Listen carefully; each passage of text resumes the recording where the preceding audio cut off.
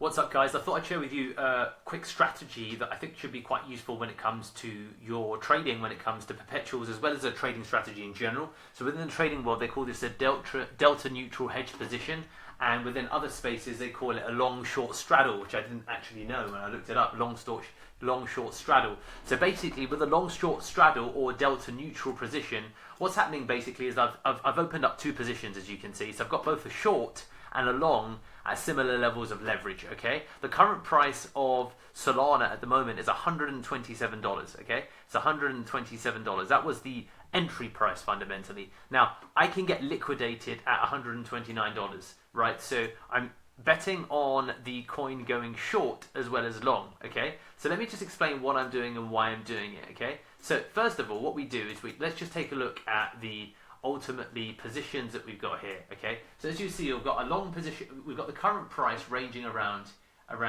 here, I think you can see, and we've got a long position here, and then the long liquidation price here. So the last time the actual stock, if you will, or currency or coin was at this price, 123, was ultimately back this morning, right? And then the price for liquidation, it was ultimately well before that. If we take a look at it, it was back on yesterday. So when I say long, it's not long, it's within several hours. But these are quick positions that we're taking in a delta neutral hedge strategy to ensure that we make money from fundamentally the price zigzagging. Because the idea will be fundamentally that as we've taken a position here, it will both hit this take profit and it will hit that take profit before it ever hits that stop loss or that stop loss. So fundamentally, all it needs to do is get to here and get to here. Now, the argument could be in this instance that to get to here, it might take some time.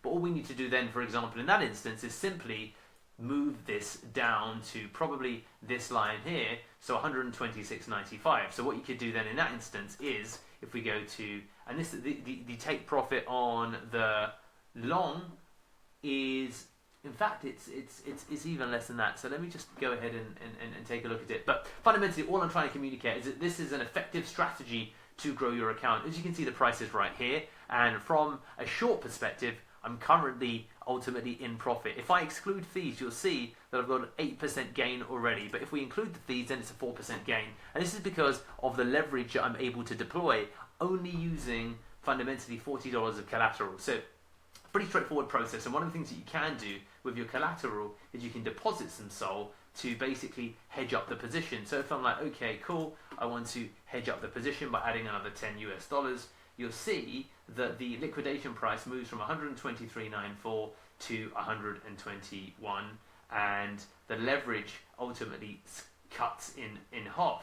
So what we can do then with this, because I don't believe it will go to 121, we can do $5, deposit that in. There's a tiny transaction fee, as you can see. There's an account rent fee, but because of the size of the position, it puts you into a relative position of safety. So go ahead and add $5 there into this position, as you can see. And now, as you'll notice, we've got ultimately liquidation prices that fall well outside of the ranges. And that way, as long as the price yo-yos, as I said, between here, it hits our take profit, and then here, it hits our take profit, we can survive ultimately any account drawdown. In that way, you can make money whilst you are watching the position or doing other things. So there you go. This is a range bound, and this is the correct terminology, a range bound delta neutral hedge position. There you go.